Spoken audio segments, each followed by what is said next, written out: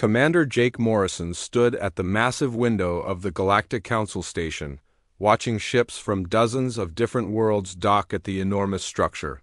3 years had passed since Earth joined the galactic community, and Jake still felt amazed every time he saw the incredible variety of alien vessels floating through space like colorful fish in a cosmic ocean. The station itself was bigger than any city on Earth. It spun slowly in the darkness, creating artificial gravity for the thousands of beings who lived and worked inside. Jake had been Earth's ambassador here for 8 months now, and he loved his job. Every day brought new discoveries, new friendships, and new ways to help humanity find its place among the stars. "Ambassador Morrison," called a voice behind him. Jake turned to see Dr. Lisa Parker walking toward him with a tablet in her hands.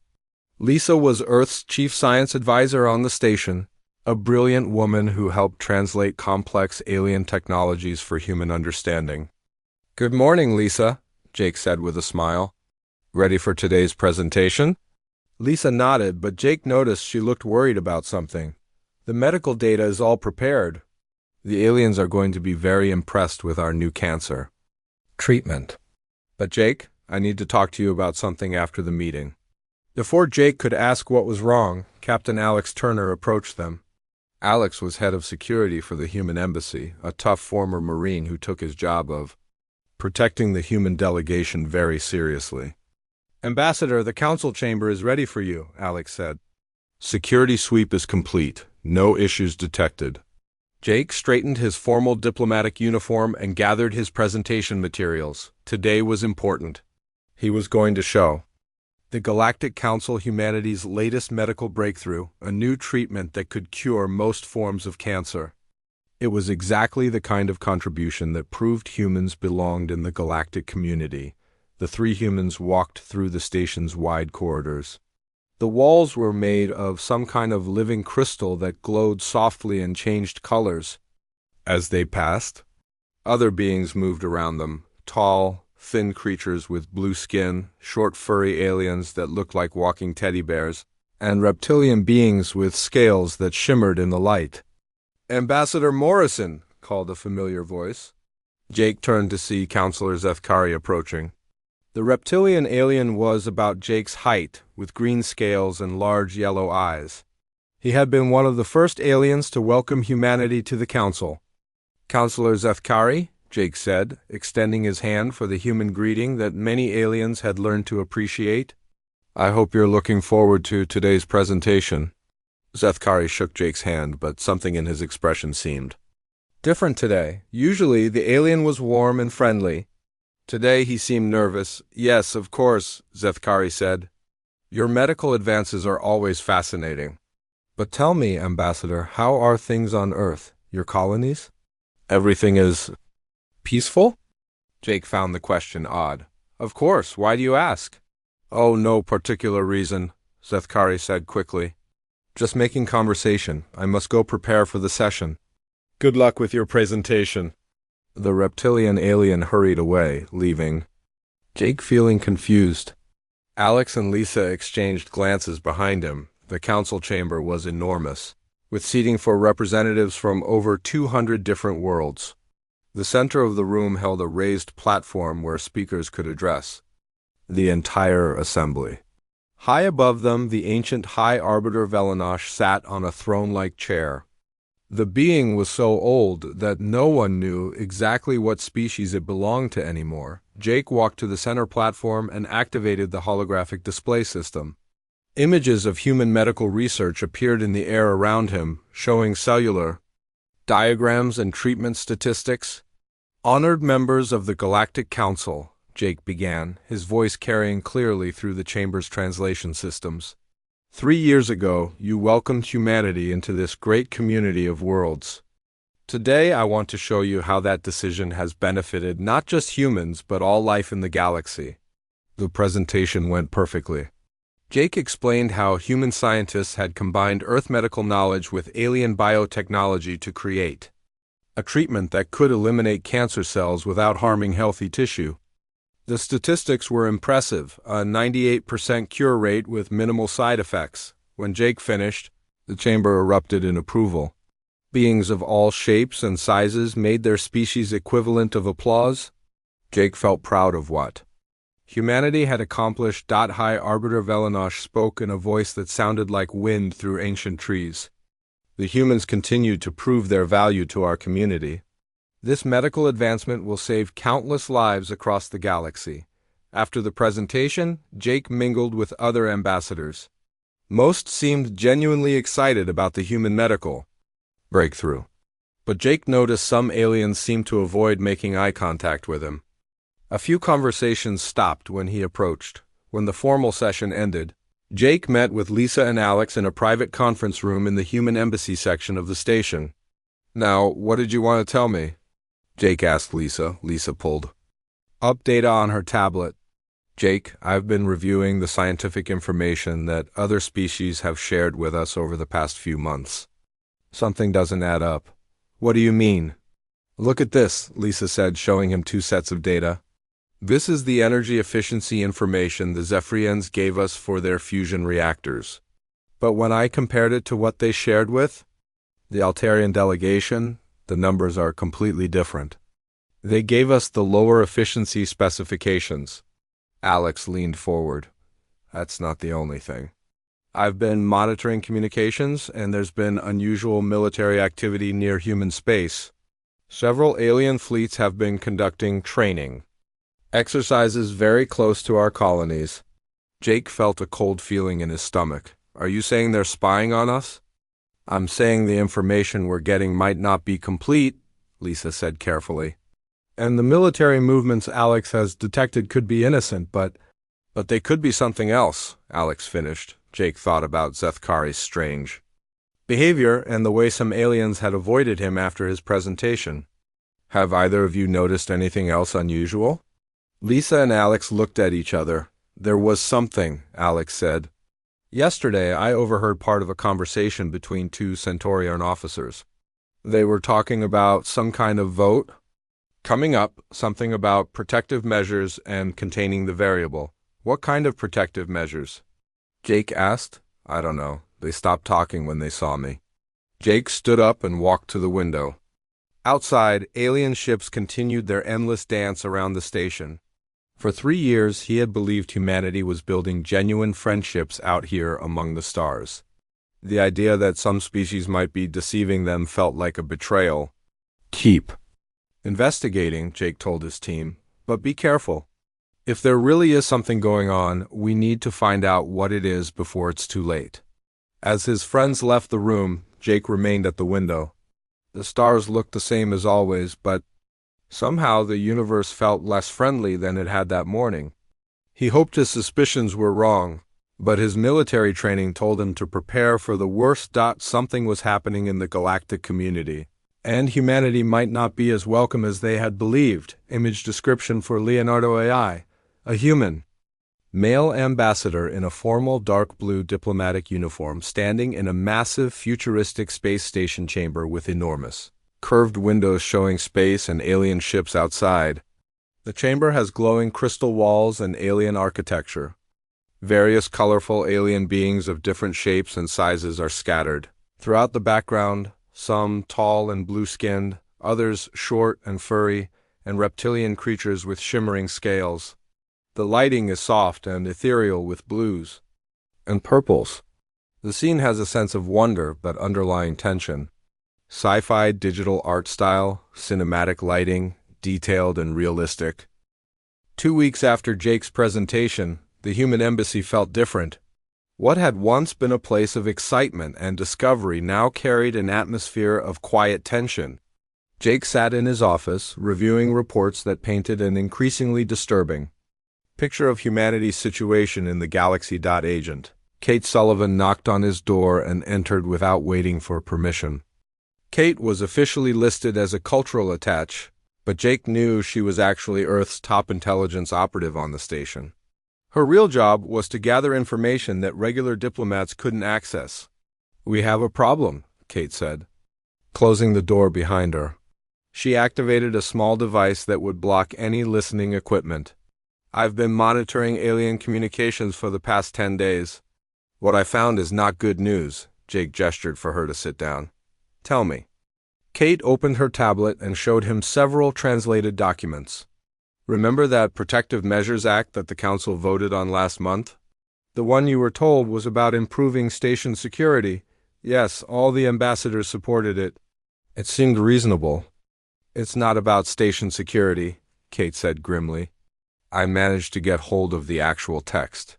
It's a containment protocol specifically designed to limit human expansion in the galaxy. Every human colony world now has monitoring stations being built in orbit. They're not monitoring stations, Jake, they're weapons platforms. Jake felt his blood turn cold. Are you certain? I've confirmed it through 3 separate sources. The aliens aren't just watching us. They're preparing to control us. Before Jake could respond, his communication system buzzed. Dr. Ben Rodriguez appeared on the screen. Ben was the embassy's xenobiologist, studying alien life forms and technologies. Jake, I need to see you immediately, Ben said. His usually calm voice sounded shaken. Bring Kate and Alex. What I've discovered changes everything. 20 minutes later, the 4 humans met in the embassy's most secure conference room. Dr. Rodriguez had spread various alien devices across the table, gifts and technological samples that different species had given to humanity over the past 3 years. I've been running detailed scans on everything the aliens have given us, Ben said. I wanted to understand their technology better so we could improve our own systems. What I found scared me. He picked up a small crystal device that the Altarians had given Earth as a friendship gift. This communication enhancer was supposed to improve our long-range transmissions, but look at this. He connected the device to his scanner and the screen filled with complex data. There are hidden components inside. This thing isn't just improving our communications. It's copying everything. We send and transmitting the copies through Altarian space. Every message Earth has sent for the past year has been intercepted. Kate leaned forward. What about the other gifts? Ben moved to a medical scanner that the Zephyrians had provided. This medical diagnostic tool has been secretly collecting genetic samples from every human it scanned. And this atmospheric processor? From the Centaurians? It's been releasing trace amounts of chemical compounds into the air of our colony worlds. What kind of compounds? Jake asked, though he dreaded the answer. Mood stabilizers. Chemicals that reduce aggression and independent thinking. They've been trying to make us more docile. Ben's voice was filled with anger. Every piece of technology they've given us has some kind of hidden function. We've been completely compromised. Alex spoke up from where he was reviewing his own reports. It gets worse. Commander Rick Hayes on the military side has been tracking those training exercises near our space. The alien fleets aren't training. They're taking positions around our colonies. If they wanted to blockade every human world simultaneously, they're already in position to do it. Jake stood up and walked to the secure window. Outside, alien ships continued their normal traffic patterns around the station. Everything looked peaceful, but now he knew it was all an illusion. How long have you known about this? He asked his team. The evidence has been building for weeks, Kate said. But we wanted to be absolutely sure before we told you. If we're wrong about this, it could destroy everything humanity has worked for out here. And if you're right, then everything we've worked for was never real to begin with. Jake's communication system chimed with an incoming message.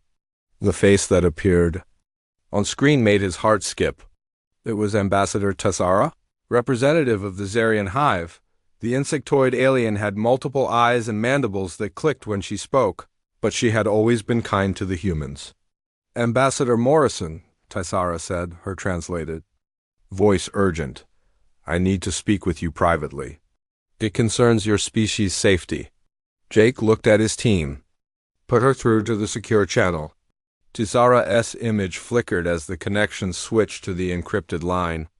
Ambassador Morrison, what I'm about to tell you violates my oath to the Council, but I cannot stand by and watch injustice.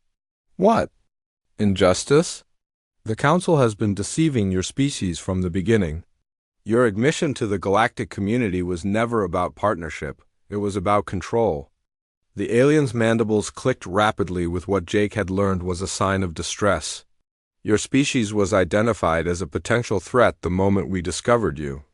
A threat? We've done nothing but try to help other species. That is exactly why you are considered dangerous, Tisara said. Your rapid technological advancement, your refusal to accept limits, your tendency to question authority, the older species fear what humanity might become if left unchecked. Jake felt anger building in his chest, so they decided to cage us. Worse. Tomorrow, the Council will hold a closed session to vote on Resolution 2847.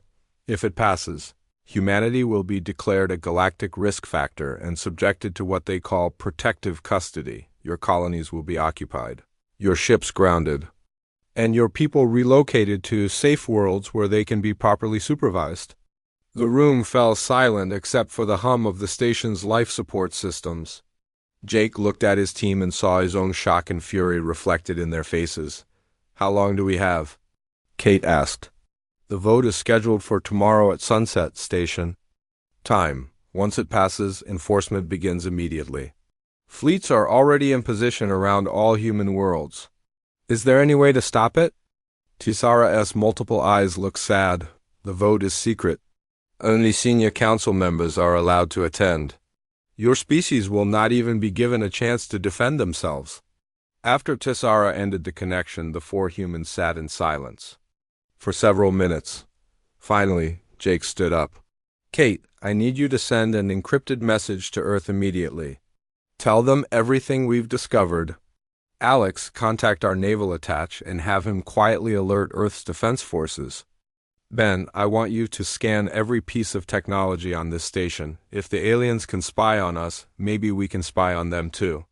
What are you going to do? Kate asked. Jake straightened his diplomatic jacket with grim determination. I'm going to... That vote tomorrow? If they want to betray humanity, they're going to have to do it to our faces. Jake, that's suicide. They'll never let you into a closed session. Then I'll make them let me in. Jake's voice carried a steel that his friends had never heard before. 3 years ago, humanity trusted the galaxy to treat us fairly. Tomorrow, the galaxy is going to learn what happens when you betray that trust. Outside the window, the stars continued their eternal dance, but now they no longer looked like symbols of hope and wonder. They looked like distant lights in a very dark and dangerous universe. Image. Description for Leonardo I, a tense secret meeting in a futuristic embassy conference room with 4 humans, gathered around a table covered with alien technological devices and holographic displays showing disturbing data. A female intelligence agent points at glowing alien crystals and scanners, while a male ambassador stands at a secure window looking out at space with clenched fists. The room has soft blue lighting and high-tech security screens active. The atmosphere is dark and conspiratorial with alien ships visible through the window. Digital sci-fi art style with dramatic lighting emphasizing the tension and betrayal theme. Jake Morrison had not slept at all. He spent the entire night in secure communication with Earth, watching as the terrible scope of the alien betrayal became clear. President Amy Carter appeared on his screen at dawn, station time, her face grim with the weight of what they had discovered. Jake, we've confirmed everything your team reported, President Carter said. Our deep space monitoring stations detected massive alien fleet movements toward all our colonies. They're not even trying to hide it anymore. Behind the president, Jake could see General Paul Mitchell, Earth's top military commander. The general stepped forward to speak.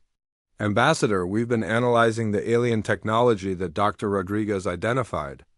The situation is worse than we thought. The kill switches and monitoring devices aren't just in the gifts they gave us. They're built into every piece of alien technology we've incorporated into our ships and defenses.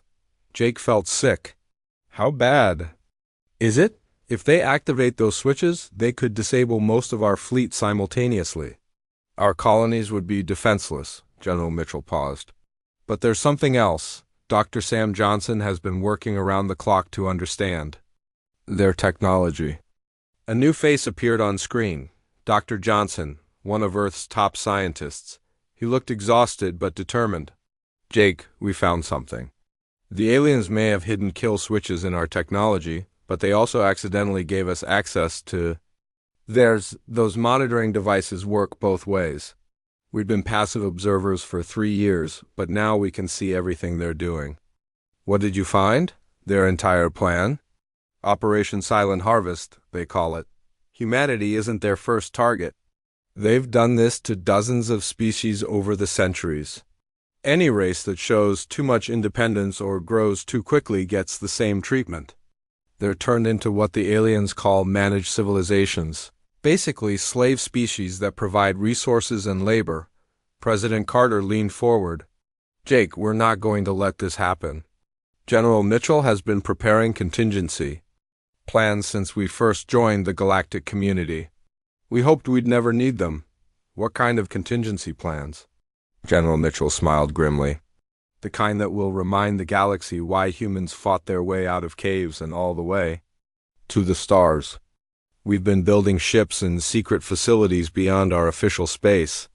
Ships designed with purely human technology, no alien components that can be compromised. How many ships? Enough to surprise them. Admiral Karen White is commanding the Hidden Fleet. She's positioning them as we speak. Jake looked at the time display. He had 6 hours before the council vote. What do you need me to do? Get into that closed session, President Carter said. We need you to present the evidence of their betrayal to the entire galaxy. Not just the council members, but every species watching. Dr. Johnson has prepared a data package that will expose everything. Ma'am, they'll never let me into a closed session. Then you'll have to make them. The president's voice was steel. Jake, 3 years ago I sent you out there to represent the best of humanity. Today, I need you to show them the worst thing they can face, a human who refuses to back down. After the communication ended, Jake met with his team one final time. Kate had spent the night gathering more intelligence. Alex had prepared security measures, and Dr. Rodriguez had finished his analysis of the alien devices. The vote is set for 2 hours after sunset, Kate reported. High security, only senior council members allowed. They've even dismissed most of their own staff. I've identified 3 ways into the chamber, Alex said. But once you're inside, you're on your own. I can't protect you in there. Dr. Rodriguez placed a small device on the table. This contains everything we've discovered. All the evidence of their deception, the monitoring devices, the chemical compounds, everything. It's designed to interface with the council's broadcast system. Jake picked up the device. It was no bigger than his thumb, but it contained proof of the greatest betrayal in galactic history. What about Tessara? Jake asked. Can we trust her? I believe so, Kate said. My sources confirm that several younger species are unhappy with how the council operates. They're just too afraid to speak up. As the day wore on, Jake noticed changes around the station. Security patrols increased. Several human-friendly aliens stopped making eye contact when they passed him in the corridors. The atmosphere felt like the calm before a storm. 2 hours before the vote, Councilor Zethkari approached Jake in the main corridor. The reptilian alien looked nervous and kept glancing around as if afraid someone might see them talking. Ambassador Morrison, Zethkari said quietly, you should not attend any council meetings today. Perhaps you should return to your quarters and rest. Why would I do that? Jake asked, though he already knew the answer. Because ... Because some decisions are too large for individual species to influence. The council must sometimes act for the greater good of the galaxy. Jake studied his former friend's face. Even when that greater good involves betraying the trust of an entire species. Zethkari's yellow eyes widened. You know, I know everything. The monitoring devices, the chemical compounds, the kill switches, the fleets positioned around our colonies. I know about Operation Silent Harvest. The alien stepped back as if Jake had struck him. How could you possibly know about that? Because humans are very good at learning, Zethkari. You taught us that curiosity and intelligence were valued in the galactic community. You just didn't expect us to use those qualities to uncover your lies. Morrison, you must understand. Your species is dangerous. You advance too quickly, question too much, refuse to accept limitations. If left unchecked, humans could destabilize the entire galactic order, so you decided to cage us. We decided to guide you, to help you develop in a more controlled manner. Jake felt anger building in his chest, but he kept his voice calm. And the dozens of other species you've guided over the centuries, are they better off as your slaves? Zethkari looked away. The galaxy requires stability. Some sacrifices are necessary. Then you're about to learn what humans sacrifice for. Jake started to walk past the alien, then stopped. Zethkari, I actually liked you. I thought we were friends. That makes this betrayal hurt worse than all the others combined. As Jake walked toward the council chamber, he could feel eyes watching him from every direction. Alien security guards tracked his movement. Other ambassadors whispered among themselves. Word was spreading that something important was about to happen. Chief Engineer Tony Martinez contacted him through his secure communicator. Jake, Admiral White's fleet is in position. We've also discovered that the aliens planted sabotage devices in several of our ships, just like Dr. Rodriguez suspected. But we found them in time. Good. Any word on the colonies? All colonial governments have been quietly alerted. They're ready to defend themselves when the time comes. Jake reached the council chamber and found his way blocked by two large alien security guards. Beyond them, he could see the chamber being prepared for the closed session. Ambassador Morrison, one guard said, this session is restricted. You are not authorized to attend. Jake straightened his uniform and looked the guard directly in the eyes. Then you better get someone who can authorize me. Because in about 30 minutes, this chamber is going to host the most important vote in galactic history, and humanity deserves to have a voice. The guard reached for his weapon, but before he could draw it, alarms began sounding throughout the station. Emergency.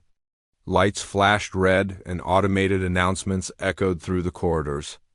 Alert! Unknown vessels detected approaching the station. All personnel report to emergency stations. Through the chamber's massive windows, Jake could see ships dropping out of hyperspace around the station. Human ships, sleek and powerful. Their weapons powered but not yet targeted. Admiral White had arrived. The security guards looked confused and frightened. In that moment of distraction, Jake pushed past them and entered the council chamber. High Arbiter Velenosh turned toward him with ancient eyes full of surprise and anger. Human, you are not welcome here. Jake walked to the center of the chamber, pulled out Dr. Rodriguez's device and connected it to the broadcast system. Then it's a good thing I'm not asking for welcome anymore. The chamber filled with shocked murmurs as Jake's evidence began displaying on screens throughout the station. The galaxy was about to learn the truth. Image description for Leonardo. AI. A determined human male ambassador in formal diplomatic uniform, walking confidently down a curved futuristic space station corridor, while alien security guards and various alien species watch him with concern and fear. Red emergency lights flash overhead, and through massive windows sleek human warships can be seen approaching the station. The corridor has gleaming metallic walls and the atmosphere is tense with anticipation. The ambassador carries a small data device and his expression shows grim determination. Dramatic sci-fi lighting with red emergency illumination and deep shadows. The council chamber erupted in chaos as Jake's evidence appeared on every screen in the station. Detailed schematics of monitoring devices, chemical analysis of the mood-altering compounds, and communication logs proving the conspiracy flashed. Before the eyes of hundreds of alien species, High Arbiter Velenosh rose from his ancient throne, his voice booming through the chamber. Security, remove this human immediately. But Jake was already speaking, his voice amplified by the chamber systems and broadcast across the entire galaxy. Members of the galactic community, what you are seeing is proof that the Council has systematically betrayed not just humanity, but dozens of species over the centuries. Alien security guards rushed toward Jake, but he continued speaking as he backed toward the center of the chamber.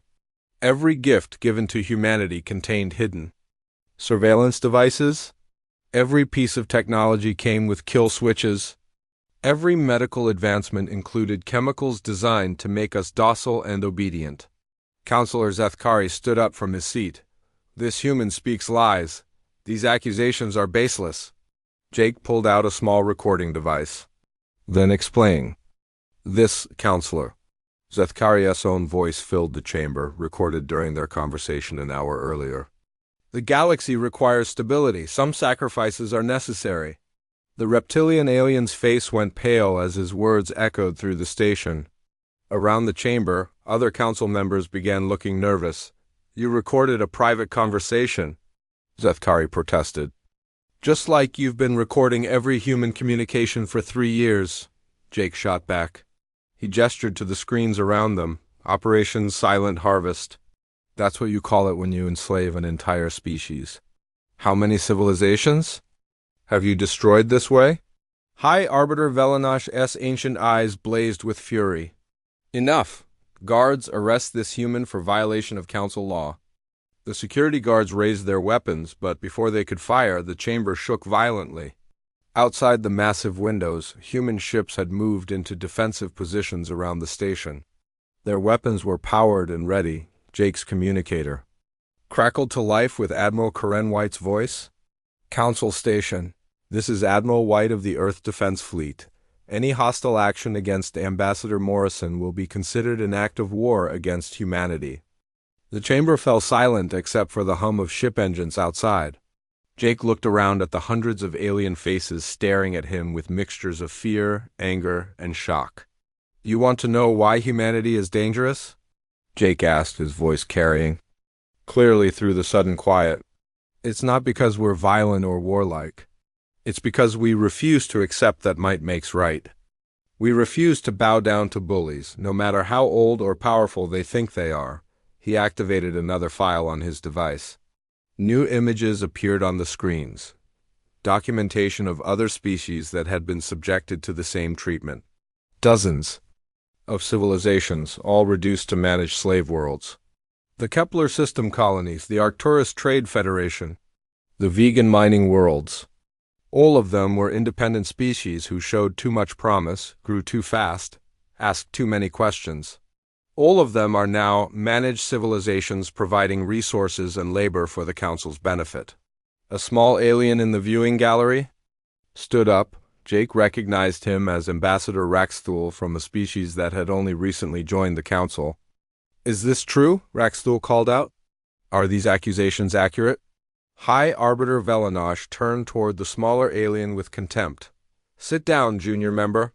This does not concern you. It concerns everyone, Jake said firmly.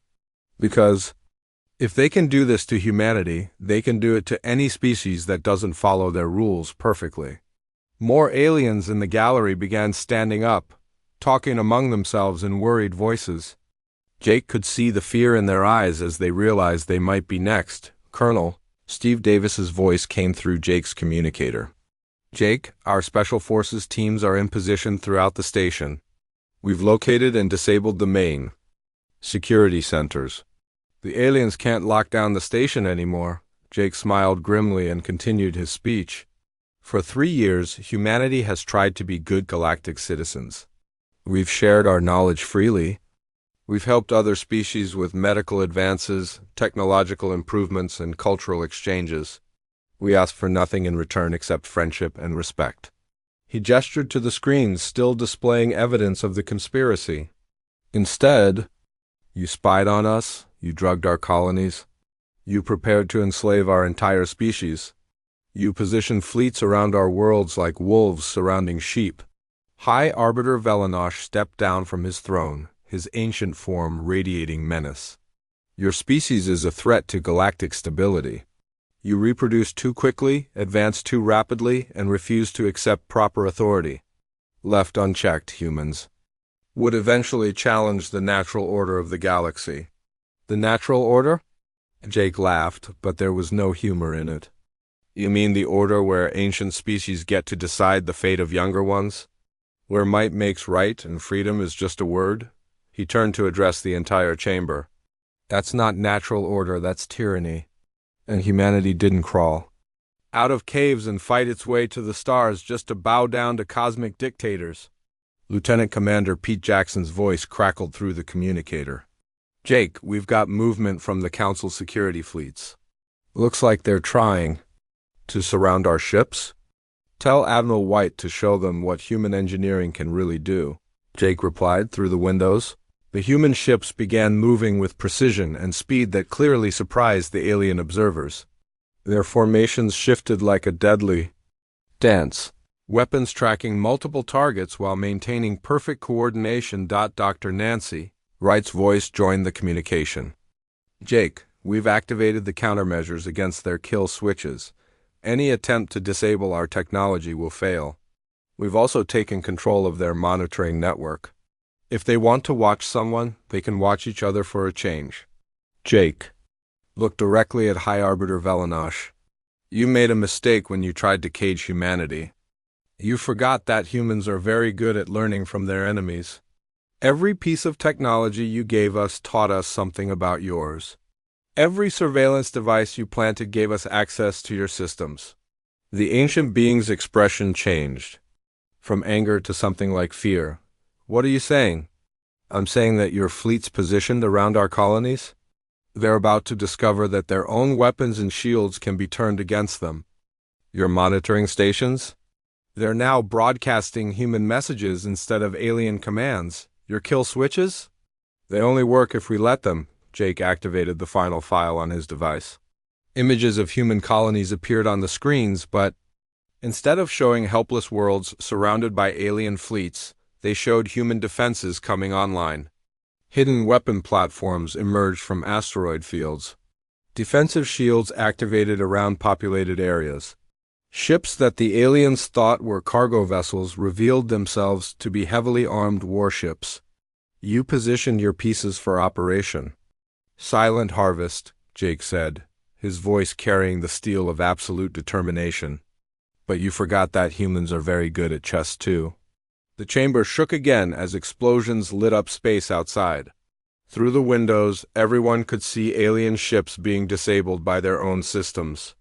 The carefully positioned fleets that were supposed to enslave humanity were instead falling victim to human countermeasures. High Arbiter Velinosh stared at the destruction of his carefully planned operation. This is impossible. How could a primitive species defeat technologies developed over millennia? Jake smiled, and for the first time since entering the chamber, it was a genuine expression of satisfaction. Because you never understood what makes humans truly dangerous. It's not our technology or our weapons, it's the fact that we never give up. When someone tries to cage us, we don't just break the cage. We make sure it can never be used to cage anyone else. He turned to address the entire galaxy watching the broadcast. The Council wanted to vote on whether humanity deserved freedom. Instead, they're about to learn that freedom isn't something you vote on, it's something you take and defend. The vote that was supposed to enslave humanity had become humanity's declaration of independence from galactic tyranny. Image description. For Leonardo AI, a dramatic confrontation scene in a massive circular galactic council chamber with a human male ambassador standing defiantly in the center while hundreds of diverse alien beings in tiered seating look on in shock and fear. Holographic screens around the chamber display evidence of conspiracy and betrayal. And ancient alien arbiter figure towers menacingly nearby while through enormous windows. Human warships engage alien fleets in spectacular space combat with explosions and energy beams. The lighting is dramatic with emergency reds and blues mixing with the glow of holographic displays. Epic sci-fi digital art style with cinematic composition. 6 months after Jake Morrison's defiant stand in the council chamber, the galaxy looked very different. The massive space station that had once been the center of galactic government now served as the headquarters for something entirely new. The Free Species Alliance. Jake stood in what used to be the High Arbiter's throne room, but the ancient seat of power had been replaced with a simple conference table surrounded by chairs of different sizes and shapes to accommodate various species. Through the windows, he could see ships from dozens of worlds working together to build new defensive platforms and research stations. Director Lavra Thompson, Earth's new representative to the Alliance finished reviewing reports from the various member worlds.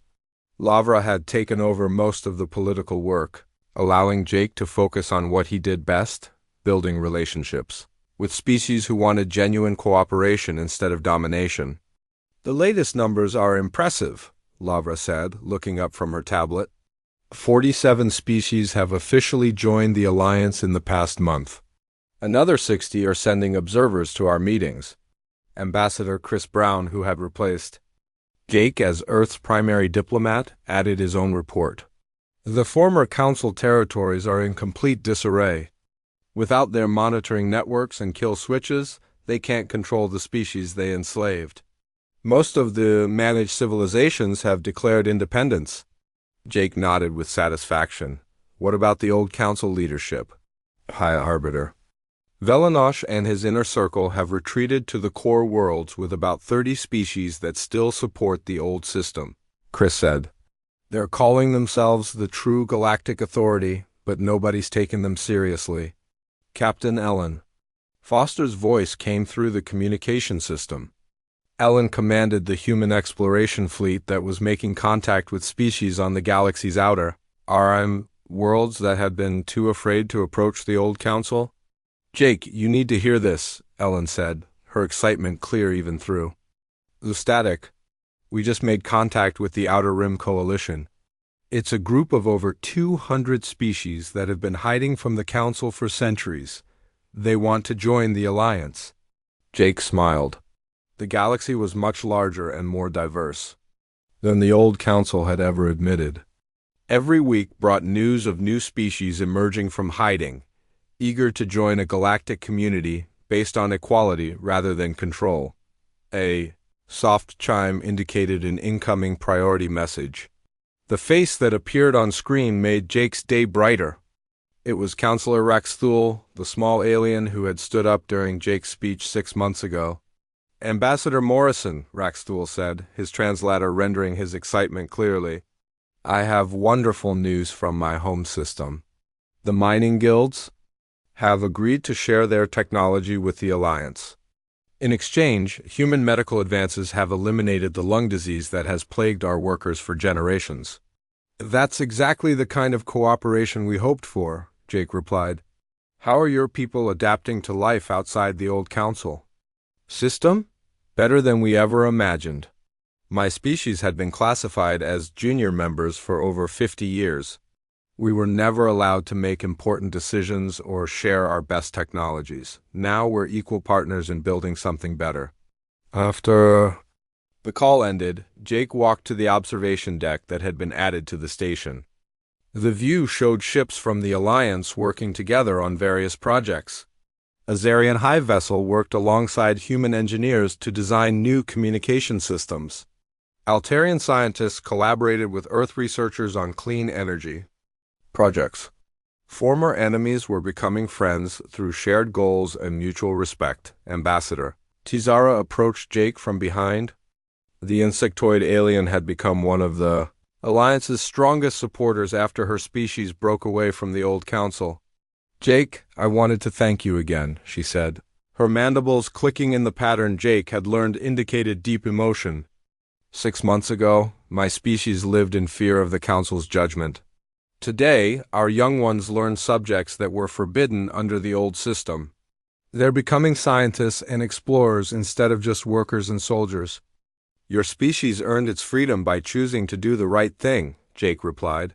I just gave you the opportunity. You did much more than that.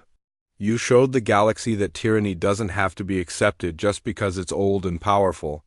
Through the deck's windows, Jake could see one of the Alliance's greatest achievements, the New Worlds Project.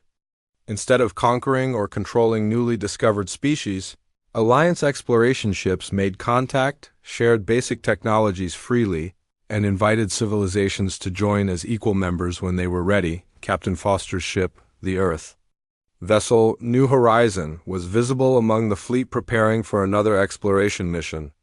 Unlike the old Council's approach of demanding submission from new species, the Alliance offered partnership and protection. Jake's communicator buzzed with an incoming message from Earth. President Carter appeared on screen, looking much more relaxed than she had during the crisis 6 months ago. "Jake, I have some news that I think you'll enjoy," she said with a smile. "The Senate just approved funding for 50 new exploration ships. We're not just defending our freedom anymore. We're helping others find theirs." That's excellent news, Madam President. Any word on the core world situation? General Mitchell reports that Velinosh's true galactic authority is having serious problems. Without their slave labor and stolen resources, their economy is collapsing. Several of their member species are asking about joining the alliance. After ending the call, Jake reflected on how much had changed. The old Galactic Council had ruled through fear and deception for thousands of years. They had convinced younger species that their control was necessary for galactic stability. But Jake's defiance had proven that cooperation worked better than domination. The alliance wasn't perfect. Different species still had disagreements and conflicts. But instead of having their disputes decided by ancient overlords, member worlds worked together to find solutions that respected everyone's rights and needs. A year ago, Jake had been a hopeful diplomat trying to prove humanity's worth to the galaxy. Today, he was something much more important, a symbol of what could be achieved when people refused to accept injustice. Director Thompson joined him on the observation deck, carrying news of the latest Alliance Council meeting. "The vote was unanimous," she said. "The Kepler colonies have been fully restored to independence. The last of the Council's monitoring stations have been removed." Jake remembered those colonies from his speech in the Council chamber, one of the many civilizations that had been enslaved by the old system. "How are they doing?" "Better than anyone expected." Turns out that when people are free to make their own choices, they accomplish amazing things. As Jake watched the busy traffic of Alliance ships outside, he thought about the future. The galaxy was vast, and there were certainly other threats and challenges ahead. But for the first time in galactic history, those challenges would be met by free peoples working together. Instead of slaves serving masters, his communicator chimed with a message from an unexpected source, Counselor Zethkari, the reptilian alien, appeared on screen, looking older and more tired than Jake remembered. "Morrison," Zethkari said quietly, "I wanted you to know that my species has voted to leave the true galactic authority. We want to request membership in your alliance." Jake studied his former friend's face. "What changed your mind?" "I watched my world try to maintain the old ways for 6 months. Without the resources from enslaved colonies, without the fear that kept younger species in line, the system fell apart. But more than that, Ari paused. I watched the alliance grow and succeed by treating people as equals. I realized that what I called stability was actually just organized oppression. The alliance doesn't believe in punishment for past mistakes," Jake said carefully. "But we do require that member species commit to treating all others as equals." "We understand. My people are ready to earn our place among free civilizations." After the call ended, Jake smiled. Even former enemies could become friends when they chose to abandon tyranny and embrace cooperation. The galaxy that had once seemed so hostile to humanity now welcomed them as liberators and partners. Jake Morrison had walked into that council chamber 6 months ago as Earth's ambassador. He had emerged as something much more important, the person who had shown the galaxy that freedom was worth fighting for. As he watched Alliance ships preparing for their next missions of exploration and liberation, Jake knew that humanity's greatest adventure was just beginning. Image description for Leonardo AI, a peaceful observation deck aboard a massive space station with a human male ambassador in casual diplomatic attire standing beside diverse alien beings looking out through enormous windows at a bustling scene of ships from many different species working together. The ships have various unique designs representing different alien civilizations, cooperating on construction projects in space. The lighting is warm and hopeful with bright stars and nebulae in the background. Multiple alien species of different shapes and sizes stand together in harmony. The atmosphere conveys unity, hope, and peaceful cooperation. Bright, optimistic sci-fi digital art style with vibrant colors and a sense of unlimited potential.